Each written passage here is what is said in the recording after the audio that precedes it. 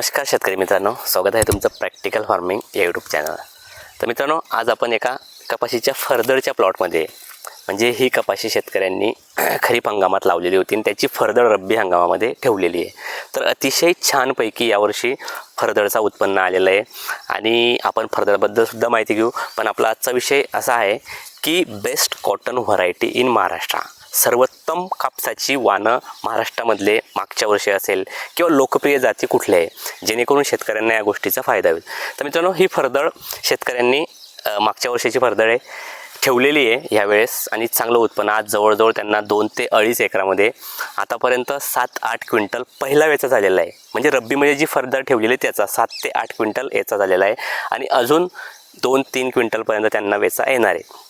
म्हणजे जवळजवळ 10 ते 12 क्विंटल त्यांना काही खर्च नाही केला, फक्त पाणी व्यवस्थापन असेल, 1-2 वेळा पाणी दिलेलं आहे, त्याच्यानंतर जे काही खतं असतील नवीन कैऱ्या तयार होण्यासाठी, नवीन बोंडे तयार होण्यासाठी एकदा खत व्यवस्थापन दिलेलं आहे आणि अतिशय कमी खर्चामध्ये ही फरदड काढलेली आहे। म्हणजे यावर्षी लोकांनी फरदड कमी प्रमाणात ठेवलेली आहे। तुम्ही जर पाहिलं रब्बीच्या पिकांना खूप यावर्षी शेतकऱ्यांनी प्राधान्य दिलेलं आहे आणि ते लावलेलं आहे, पण कपाशी कोणी ठेवलेलं नाही। पण कपाशी बघा आज छान फरदड आलेली आहे आणि शेतकऱ्यांना याचा फायदा होणार आहे। मग अशाच उत्पन्नासाठी आपण किंवा महाराष्ट्रातील जे कापूस उत्पादक शेतकरी असतील त्यांनी यावर्षी येणाऱ्या खरीपाला कापसाच्या सर्वोत्तम व्हरायट्या कुठल्या लावायच्या।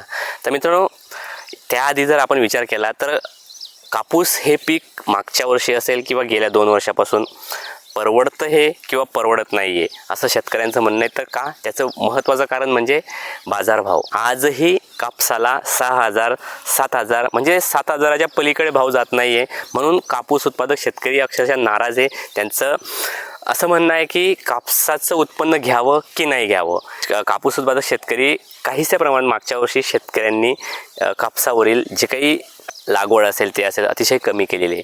मग यावर्षी जर जे कापूस उत्पादक शेतकरी असतील त्यांना जर चांगल्या प्रकारे उत्पन्न घ्यायचं असेल तर कुठल्या व्हरायटी लावा। तर मित्रांनो, महाराष्ट्रातील सर्वोत्तम लोकप्रिय असलेले वानं म्हणजे जे शेतकऱ्यांच्या पसंतीचे त्यांची तुम्हाला मी माहिती सांगणार आहे।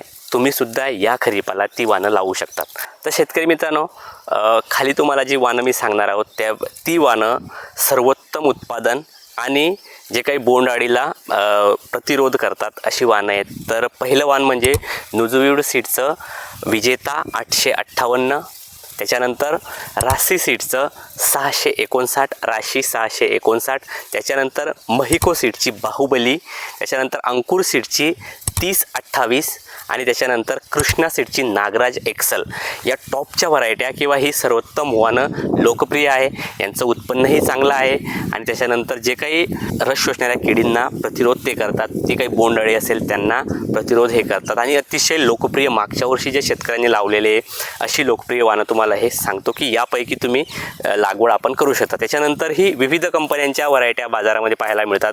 म्हणजे तुम्ही जर पाहिलं तर शेकडो व्हरायट्या बाजारामध्ये उपलब्ध आहेत आणि शेतकऱ्यांना एक प्रश्न पडतो की लावायची तर कुठली व्हरायटी लावायची। आता व्हरायटी सिलेक्शन करून पण उत्पन्न तर चांगलं मिळतं, पण बाजारभाव हव्या त्या भावात मिळत नाही, त्यामुळे कापूस उत्पादक शेतकऱ्यांना अतिशय नाराजीचं वातावरण त्यांच्यामध्ये आहे।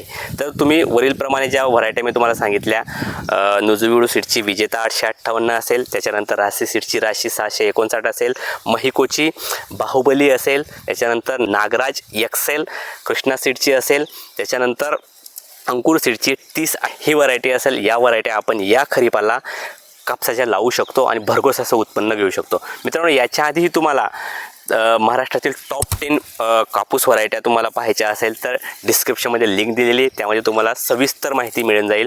तिथं तुम्हाला कोरडवाहू व्हरायटी असतील, बागायती असतील, ओलायती असतील किंवा ओलायती असेल किंवा कोरडवाहू दोन्हीकडे कुठली व्हरायटी चालते या व्हरायटीचं बी डिटेल्समध्ये माहिती दिली, तुम्ही जाऊन बघू शकता।